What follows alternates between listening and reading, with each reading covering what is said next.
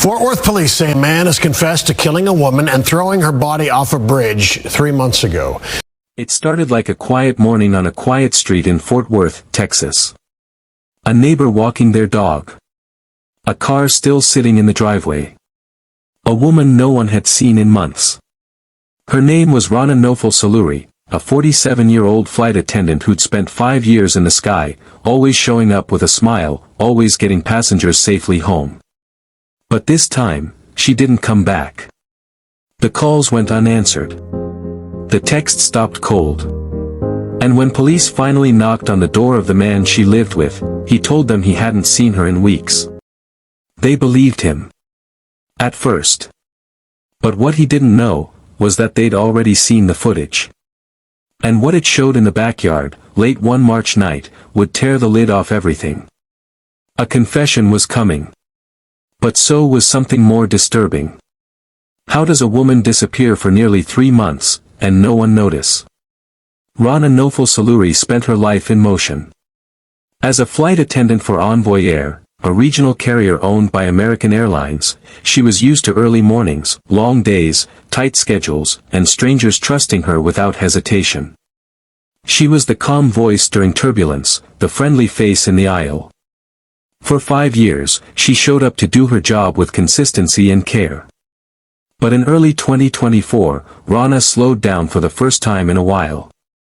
She took a brief leave of absence to recover from a minor medical procedure. It was nothing serious, just something she needed time for. According to her supervisor, she planned to return by March 31st. But she never showed up. No message.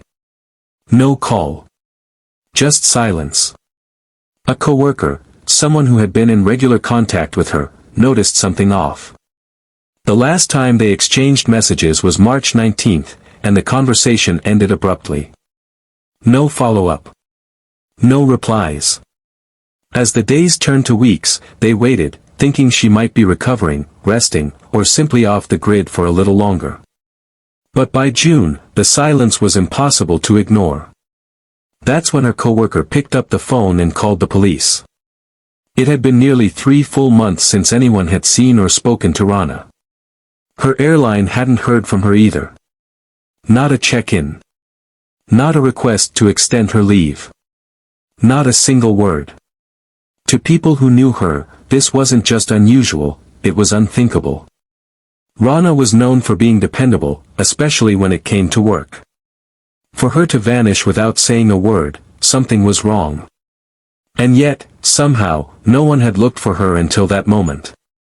When police traced Rana's last known address, they found themselves standing in front of a quiet, single-story home on Grantland Circle in Fort Worth. The house belonged to a 66-year-old man named Dennis William Day. He answered the door calmly, didn't seem surprised to see them, and told officers he hadn't seen Rana in a couple months. There was no urgency in his voice. No confusion. No concern. To detectives it was strange, but not immediately criminal. Day explained that Rana had moved in about a year earlier. The exact nature of their relationship was unclear. Some neighbors thought they were just roommates. Others weren't sure. They lived quietly. No loud arguments. No police calls. Nothing that drew attention. But something about his story didn't sit right. Rana's car, a vehicle she had recently purchased, was still parked in the driveway. Her personal belongings were still inside the house. She hadn't packed. She hadn't called anyone. There was no sign she ever planned to leave.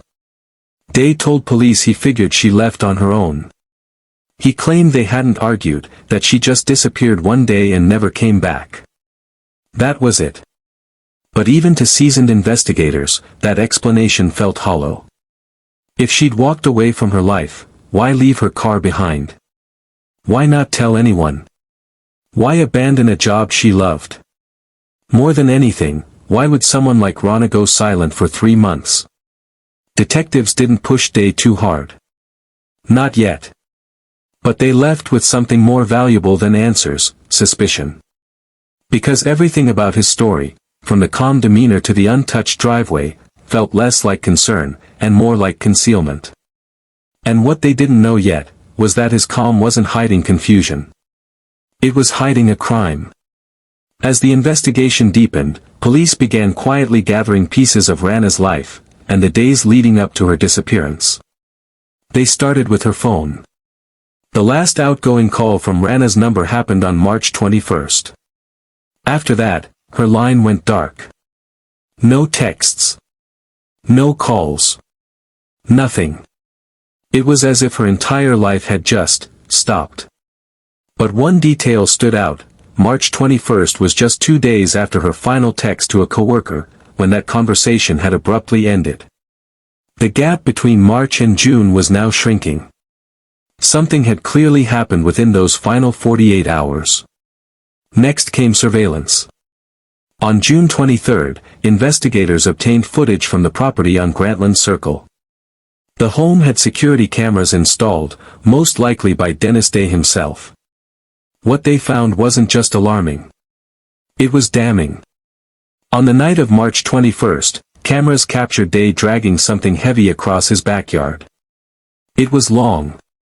It was limp. It didn't move. And it matched the shape and size of a human body. There was no panic in the footage. No chaos. Just deliberate motion. As if he wasn't reacting to a crisis, but finishing a plan. At this point, police knew Rana hadn't left on her own. She hadn't run off. She hadn't vanished. She'd been erased, methodically, quietly, and right inside that very house. But Dennis Day still hadn't been arrested. Authorities needed one more piece to lock it in, his story. Unfiltered. Under pressure. So they brought him in again. Inside the interview room, Dennis William Day no longer had the calm, collected tone he'd shown weeks earlier. The story he had offered, the one where Rana just disappeared, was collapsing. And he knew it. This time, he didn't deny everything. He confessed. Piece by piece, the truth came out, stark, brutal, and without emotion. He told investigators that on the night of March 21, something between him and Rana escalated. He claimed they argued, and when she threatened to call the police on him, he said he snapped. Just like that. No weapon. No fight. No second thought. He strangled her with his bare hands in the kitchen. No one screamed. No one heard. No one came. He waited until dark. Then, calmly, he dragged her body through the house, out the back door, and into a large trash bin. Just like the one seen on the surveillance footage. From there, the details became colder. He loaded the bin into his vehicle, drove over 70 miles to a bridge near Bowie, Texas, and under cover of night, he dumped Rana's body into the river below. She was never seen again. He wasn't finished. Before driving back, he threw her cell phone into the water. Later, he dropped her revolver, something she legally owned, into a storm drain near his home. That weapon was eventually recovered by authorities. Her phone was not. To him, the problem had been solved. No noise. No body. No evidence. He returned home and resumed life as if nothing had happened. But to those who knew Rana, to those who worked beside her, laughed with her, trusted her, nothing about her silence made sense. And now, they knew why. Dennis Day had never planned to confess. But the footage told a story he couldn't escape. And this time, he broke. And even as he spoke, even as he admitted to ending her life and disposing of her like trash, one haunting truth remained. Rana's body had still not been found. For Rana's family, friends, and co-workers, the confession should have brought answers. But instead, it opened a deeper wound. Because even now, months after her death, after the surveillance footage, after Dennis Day's detailed admission, her body has never been found. Investigators searched the bridge near Bowie, Texas, where Day claimed to have dumped her remains. But the river had swollen with spring flooding. Currents were strong, the water thick with debris, and the chance of recovering her body was slim from the beginning. Authorities quietly admitted what no one wanted to say out loud. She may never be found. There would be no funeral. No place to visit. No moment of closure. Just an empty chair at work, a phone that never lights up, and a silence that never lifts. Her car remained in the driveway. Her belongings, still untouched. Her life, completely erased, except in the memories of those who loved her. In court filings, Day's statement was straightforward. He offered no emotion. No explanation. Just facts, ugly, raw, and final. As if her death was just something that happened. As if she was disposable. But Rana wasn't disposable. She was a sister. A colleague. A woman who flew hundreds of thousands of miles helping strangers, who checked in on passengers, who made people feel safe. And in the end, no one checked in on her. It took nearly 3 months for someone to sound the alarm. Not because people didn't care, but because no one could believe that something so final, so violent, had happened in complete silence. That silence still hangs over her case. And the question lingers, what does justice look like, when the person is gone, and the body never comes home? That word is hard to say, saying murder. So we've just been writing killed. When the world reminds you how cruel it can be. It's not fair, it's not right.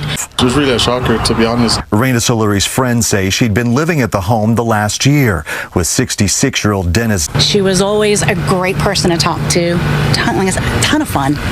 For Rana's family, friends, and co-workers, the confession should have brought answers. But instead, it opened a deeper wound. Because even now, months after her death, after the surveillance footage, after Dennis Day's detailed admission, her body has never been found. Investigators searched the bridge near Bowie, Texas, where Day claimed to have dumped her remains. But the river had swollen with spring flooding. Currents were strong, the water thick with debris, and the chance of recovering her body was slim from the beginning. Authorities quietly admitted what no one wanted to say out loud. She may never be found. There would be no funeral. No place to visit. No moment of closure. Just an empty chair at work, a phone that never lights up, and a silence that never lifts. Her car remained in the driveway. Her belongings, still untouched. Her life, completely erased, except in the memories of those who loved her. In court filings, Day's statement was straightforward. He offered no emotion. No explanation. Just facts, ugly, raw, and final. As if her death was just something that happened. As if she was disposable. But Rana wasn't disposable. She was a sister. A colleague. A woman who flew hundreds of thousands of miles helping strangers, who checked in on passengers, who made people feel safe. And in the end, no one checked in on her. It took nearly 3 months for someone to sound the alarm. Not because people didn't care, but because no one could believe that something so final, so violent, had happened in complete silence. That silence still hangs over her case.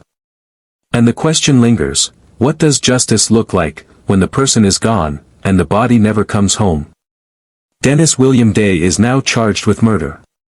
He's being held in the Tarrant County Jail in Fort Worth, with bail set at $200,000. His confession gave prosecutors a rare and powerful advantage, a clear admission, corroborated by video evidence, timestamps, and a timeline that leaves little room for doubt. And yet, the case remains unusual. Because even with a confession, there is no body. Murder cases without a recovered victim are rare, but they do happen. And courts across the country have handed down convictions based on confessions, forensic clues, and circumstantial evidence. Still, the absence of Rana's remains casts a long shadow over the process. There is no autopsy. No cause of death documented by a coroner. No moment for her loved ones to say goodbye. But what prosecutors do have, is enough. Enough to move forward. Enough to press charges. Enough, they hope, to make sure Dennis Day never walks free again. As of now, he hasn't entered a plea. The court process will take time, and there will likely be delays, hearings, and legal maneuvering. But one thing is clear, his words sealed his fate. He told them everything. Not in anger. Not in sorrow. Just in resignation. And for Rana's family, the hope now isn't just for conviction, but for truth, the full truth. To know what led to that final night. To know what she felt. To know if she suffered. To know where she is. Because justice, for them, can't just come with handcuffs. It has to come with answers. She dedicated her life to helping people reach their destinations safely. But when she needed help, no one saw the signs. For nearly 3 months, no one knocked. No one asked the right questions. And by the time they did, it was too late. Her killer confessed. But her body is still missing. No funeral. No goodbye. No peace. Do you believe justice can be served without a body? And what happens to the victims who vanish quietly, whose stories almost go untold? Let us know in the comments. Your voice matters more than you think. Subscribe if you want to help us give names back to the forgotten. And remember, not every missing person is truly missing. Some are hidden, by silence, by fear, or by the very people they trusted most.